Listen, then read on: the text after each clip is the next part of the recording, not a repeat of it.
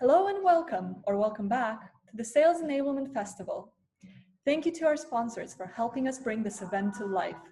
We are excited to feature an array of amazing speakers sharing their knowledge and expertise on a variety of enablement topics, from metrics and measurement to building and scaling enablement teams. If you haven't already, you can join the SEC Slack group to engage with speakers and continue the discussion with your fellow attendees. Enjoy the festival.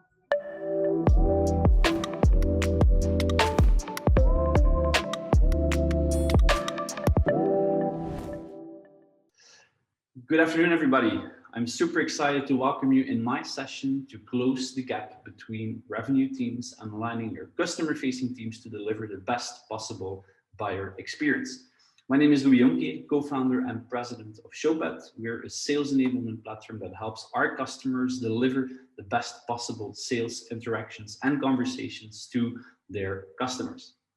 The first thing I want to start with is that, look, the best customer experience wins. Like, this is something we truly believe in as a company and something that is really driving a lot of success and change across B2B organizations across the world. Convenience. This is for me the first driver of a great customer experience. From the B2C world, we've learned that technology made it easier and more convenient to buy something, to get from A to B, to do an order of a meal. I mean, think about anything. Technology made it extremely convenient for us. Think about B2B selling, B2B buying as well. Like, is this convenient enough? Are you a convenient business to work with in your sales and buying processes? Something to really think about when you deliver on your customer experience. Second piece, exceptional value. Are you delivering value at every single touch point of your customer journey? Every interaction you have with a customer needs to deliver personalized, unique, exceptional value. If you do not do that, you're wasting your customer time. So convenience, exceptional value, two key drivers of what is, in my opinion, a very strong customer experience. So 90% of B2B companies expect customer experience to be the next battleground. This was a number of 2 years ago. I think, especially given the pandemic and all of the digital change we've seen, like, it is the current battleground. It is trumping product, it is trumping price, in making sure that customers choose your product or service to work with and not your competitors. So we are today on this battleground, and it's time to up our game. But we're still not there yet. Like, even today, and last year a study of Gartner shows that more than 75% of buyers feel that it's too complicated and too time consuming to buy something from you as a business, very specifically in B2B. So we have to buckle up, we have to do more, we have to think deeper about how we can make buying easier for our customers. So the first thing I want to talk about are the silos. Like, and I do not want to spend 10 minutes on this, but I think we all see that one of the big hurdles to deliver a great customer experience is the fact that we work in silos. Every silo has their version of the truth, their strategy, and their way of thinking about the customer and the go-to-market strategy. We need to change this. We need to bring those silos together around unified metrics, processes, and technology, which I will talk more about later. We don't have the technology today to make that happen. Your CMS system, your CRM, your marketing automation platform doesn't help you to deliver a consistent customer experience across all of those silos. And this is where we believe sales enablement technology really fits in. So there are two gaps that I would like to talk about that drive, in our opinion, a poor buying experience across all of your channels. And the first one I want to talk about is customer knowledge variance. And customer knowledge variance is about the idea that every single department has a very different view on what customer knowledge is, who their customers are, and how to approach them. And so basically, if we ask the question, like, where is my customer knowledge? And the first question to ask, we notice that it's spread across different systems and it's spread across different teams. It's in your CRM system, in a million Excel sheets, in your surveys, meeting notes, market research. It's everywhere. Like, it's not centralized. It's also not evenly spread across teams. Every silo has their own version of the truth, and there's very little collaboration on really understanding who the customer is. And while I believe companies are making progress on that domain, like most companies that I start working with Showpad, when I ask that question, they don't have a great answer for that. It's spread across systems, it's spread across teams with very little collaboration. And the second question is like, how accurate is the customer knowledge? And from our perspective, like the most accurate customer knowledge you can capture are actually the sales conversations, the customer conversations you have. But today, 95% of that information gets lost because we rely on meeting notes, because we rely on opinions, and because we use those opinions and meeting notes and share it with each other until we have a dumbed down version of what actually has happened in a specific conversation.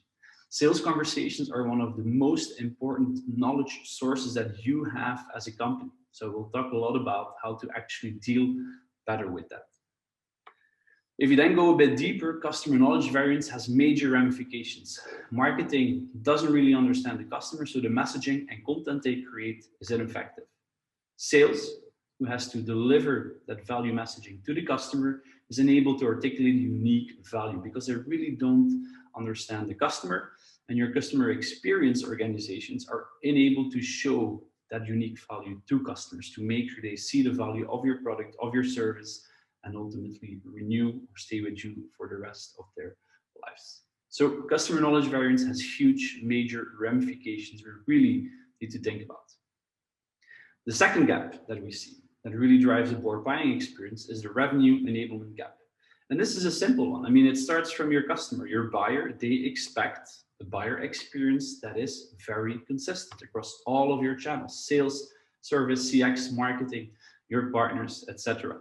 It doesn't make any sense to just enable your sales team to have great conversations. You need to do that with every single actor in your business who interacts directly with a customer. Very important to think about, and the topic of alignment and consistency will become really important here, which I will talk about later. Revenue enablement is about equipping your revenue teams with the right knowledge, skills, and tools to acquire and grow customers efficiently and effectively. The key word for me here is effectively. Get more out of the conversations that you have with your customers. Don't per se focus on getting 10x more meetings, but make sure the ones you have are more effective. So let's talk about revenue enablement, because in our view, revenue enablement really fixes or bridges some of the gaps that I've talked about: customer knowledge variance and the revenue enablement gap. So in the next 15 minutes, I would like to share you how we feel, how we think about revenue enablement and what it actually should be doing for our customers. First of all, it's about knowledge. Gain knowledge. And if you think about the idea of knowledge, making your sellers, your customer-facing teams knowledgeable, there's a few key items I want to touch upon here. First of all, as an organization, and this is where sales enablement technology can help, make your content findable. Make sure your sellers can find what they're looking for in search, in browsing, in filtering, and bring your content in a logic and in a user interface that actually helps sellers to find very quickly what they need. So make it findable for us is step one in terms of content. Secondly, like, we strongly believe in the idea of knowledge snippets. If you have a question as a salesperson, you want to have a quick answer, for example, with regards to competitive intelligence or an RFP, invest in a snippet or in a knowledge snippet database, which can be served to salespeople. Content is a big driver of knowledge, like little snippets, which is again something technology like Showpad can help you with, can bring knowledge to salespeople faster. So that's the second piece. The third one is Place. And Place for me is a game changer in the world of sales enablement. They are basically playbooks that start from achieving a specific goal. And let's say that you want to sell a new product to your customer base, make that very specific. That's the goal. Then really focus about the target and the characteristics of the customers you want to sell to. Then make sure you're very consistent about the knowledge, the battle cards, the messaging, the tools they can use, and the experts in the business that really can help you with answering some of the questions. The idea of a place that you bring together all of the knowledge, all of the tools, and all of the guidance together in a single interface that can really guide salespeople to making sure they ask the right questions, they show the right presentations, and they say the right things at the right moment. So plays are a really important piece of sharing knowledge with your customer-facing teams. And then the last piece for us is training. Again, training is something we do when we onboard, when we have a new product launch, when there's a new initiative, and we see a huge move in the space towards micro-contextual training. small knowledge snippets that are delivered to salespeople when they actually need it, and not just at moments in time when we want to organize a training. So contextual micro training at the point when they actually need it, and in a format that they actually want to consume it. So we see a lot of our customers with Showpad moving to a world where training is something that happens continuously and not just at specific moments and times. So that's the knowledge piece within revenue enablement.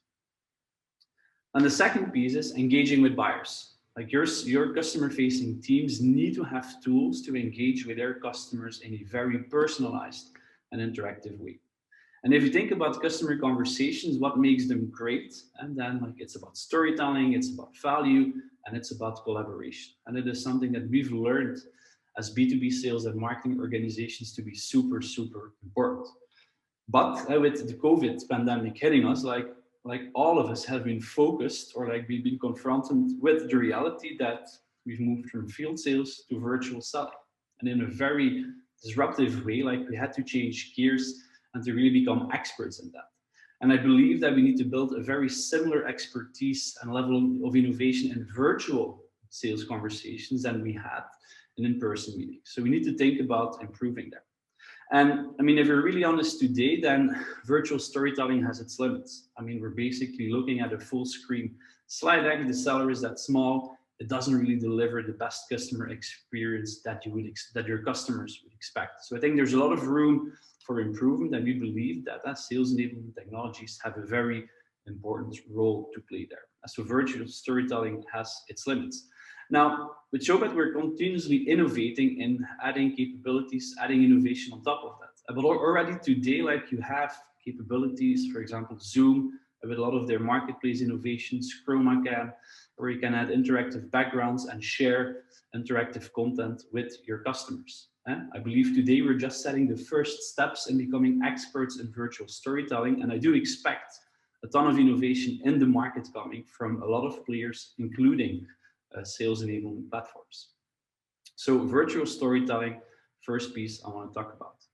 When it comes to engaging your customers, we strongly believe at Showpad that the idea of buyer portals, like email is not a good tool to collaborate with your customers, especially now that we have a selling team and a buying team. It needs to be brought together in a portal that drives collaboration, that drives personalization, and that ultimately drives buying power. So from email to personalized buyer portals, what we see with a lot of customers out there is that the B2B organizations who embrace that idea of a portal, of a buying portal, deliver much more revenue, up to 28% higher revenues. And so happy to share additional studies with attendees here of this webinar later on.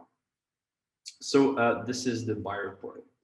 And again, a buyer portal delivers you improved content findability for your customers, better personalization, and you can use it across the whole customer journey. And so those are two aspects of customer engagement we really think are going to be key to drive customer experience, virtual storytelling, and ultimately much better buying portals which your salespeople, your customer-facing employees can set up and use across the customer journey.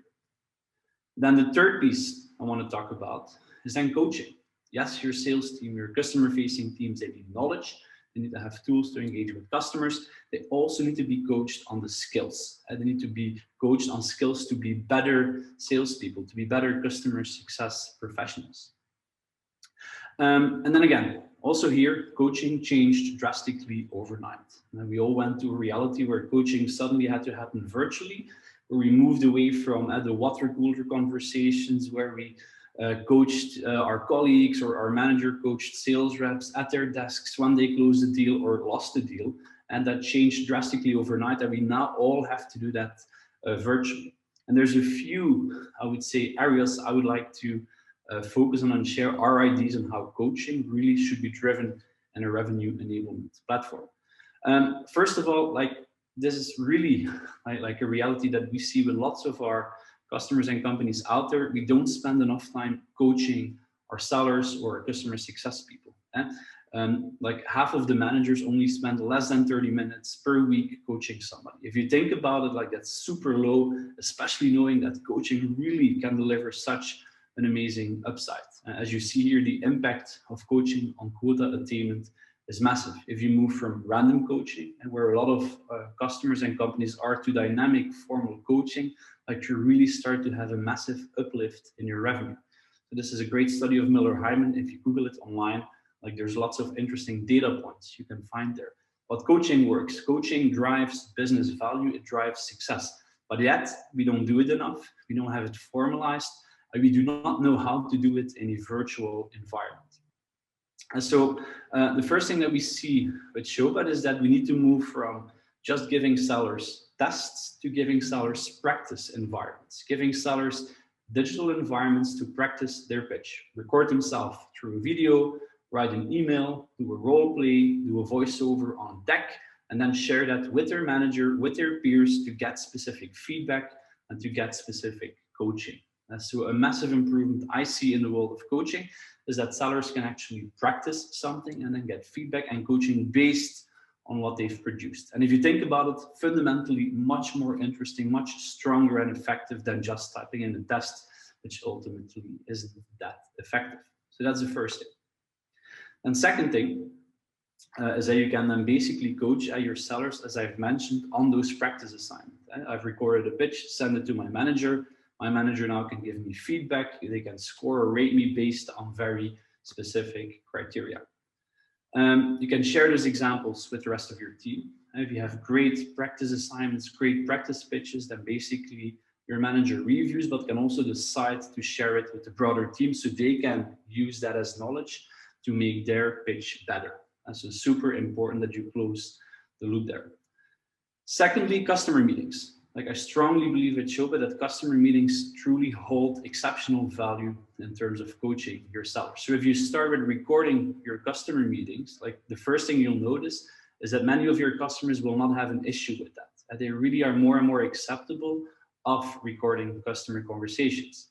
If you use conversation intelligence, which is a capability built into the Showpad platform, you can automatically record meetings through Zoom, Teams, GoToMeeting, etc. Get the recording into your enablement technology, get the transcription. So a very important piece of making sure you capture that knowledge inside of the platform. But then, of course, you use those recordings to deliver high impact coaching. And you use those specific pieces of a recording, let's say the pricing negotiation or the product introduction, you take a snippet of that and then the manager and the seller have a conversation about that interaction and get very specific and tangible coaching. So based on real life scenarios where salespeople, customer facing employees really can get coaching and feedback in the moment, which really has the highest impact. So gain knowledge, engage buyers, and be coached on skills. Three very important drivers of revenue enablement. And in the center, we then see revenue intelligence. Because in the sales enablement platform, your sellers, they will consume the knowledge, they will engage with customers through virtual meetings, buyer portals, email, personalized content, etc.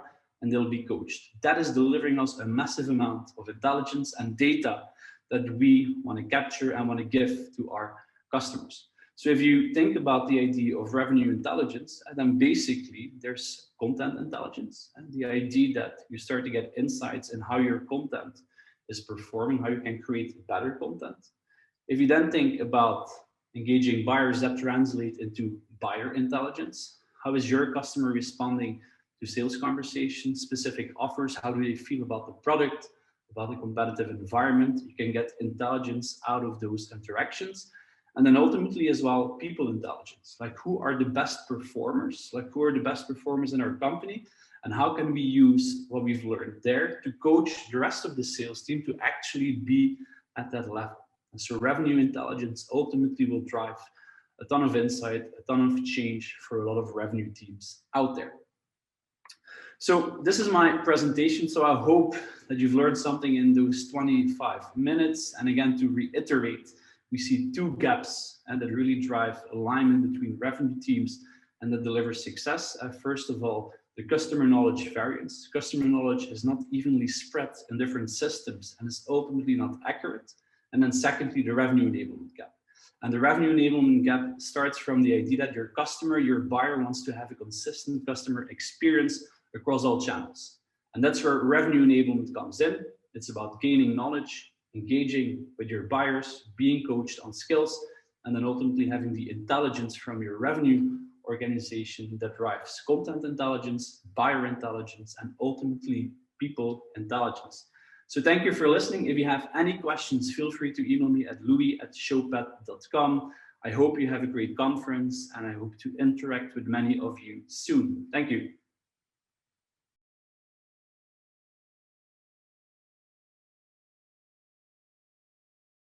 In the next, I would say 10, 15 minutes, we're going to do some Q&A. So I got a few questions out there in the public chat, but also on my private chat. So I'll walk through them. I would say, first of all, definitely feel free to ask me anything in the public chat. Like I'll try to answer all of the questions. So a few questions that came in.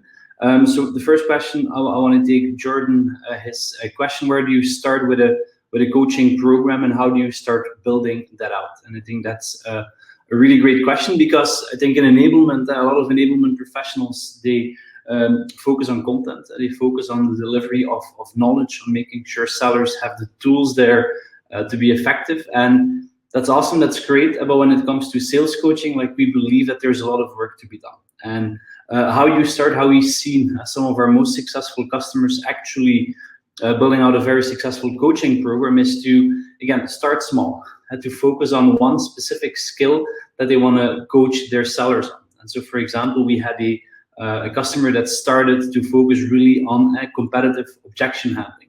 And so what they've done is, so they picked out some recorded customer conversations. They asked sellers to participate in specific role plays, to actively play towards those scenarios.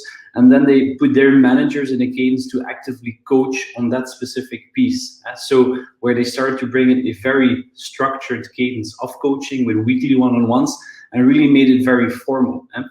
What we see with Showpad is that a lot of customers actually have what we call informal or dynamic coaching. Like, it just happens occasionally. It's not planned, it's not structured. And I think thinking really well about the skills you want to improve, starting with one specific skill and developing a program around that, initially at the broad sales team level, but ultimately individually, is really where it starts. But I'm happy to, through this conference, also share some more resources on how to build it out. But that's like a very concrete step for me on how we can actually get a coaching program started. So hope that answered your question.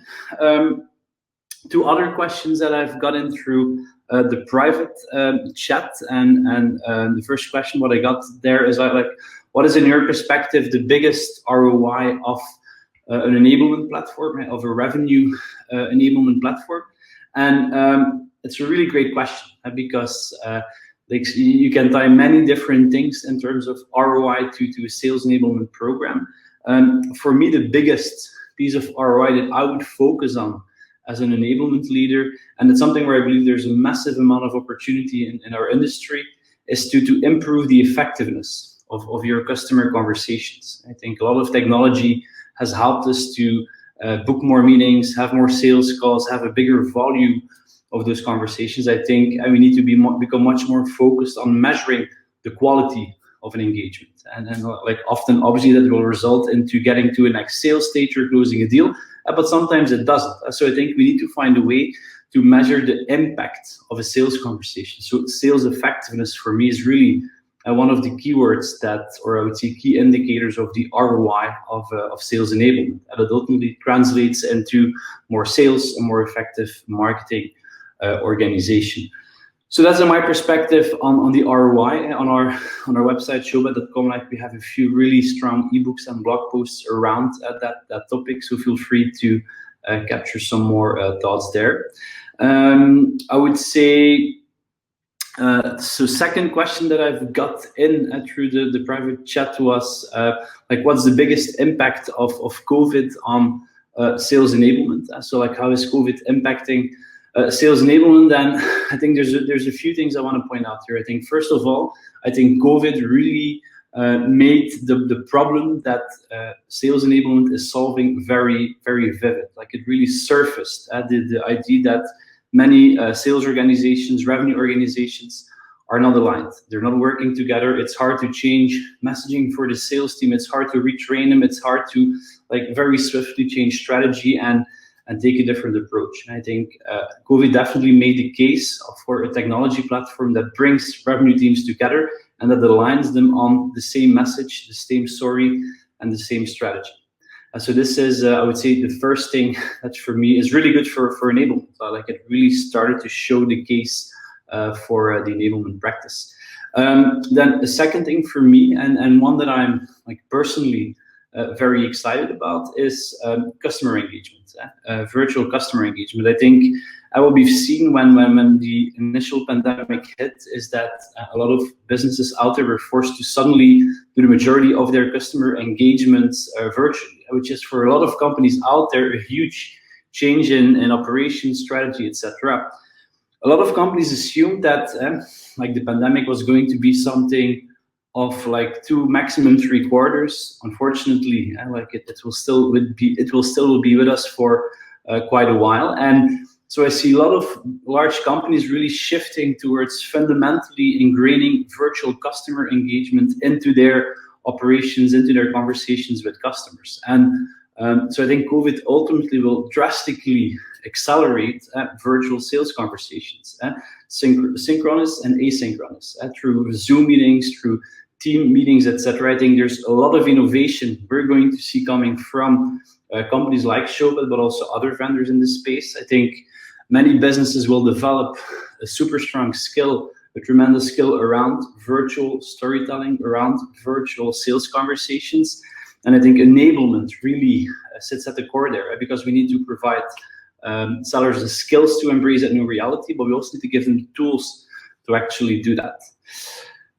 So then a new question that came in from Virginia: do you find coaching differs between different cultures? What are your tips for when you're dealing with teams in different countries? What should sales leaders think about when it comes to cultural diversity? I think it's a very, very strong question. I think with Showpad ourselves, like we operate with customer-facing teams in the US, in Germany, in the UK, in France, and like we have those cultural differences as well. So while I believe that you need to give, I would say, an enablement framework to your global organization, and where like you need to be very clear on what the end result should be of what you're expecting as an outcome from your program, I do believe you need to take into account some of the cultural differences in the different teams. I think you need to be able within that framework to make some smaller changes in how you approach sales coaching, how you approach sales training. As for example, like to make it very easy, you'll see that, for example, a big piece of our sales coaching capability is to have sellers actually practice their pitch on a video platform, share that with their managers, share that with their peers. You see, for example, that US-based sellers have less, I would say, problems with that. If you would go more towards, let's say, like German sales teams, like there's a little bit more resistance to embrace technology in that perspective.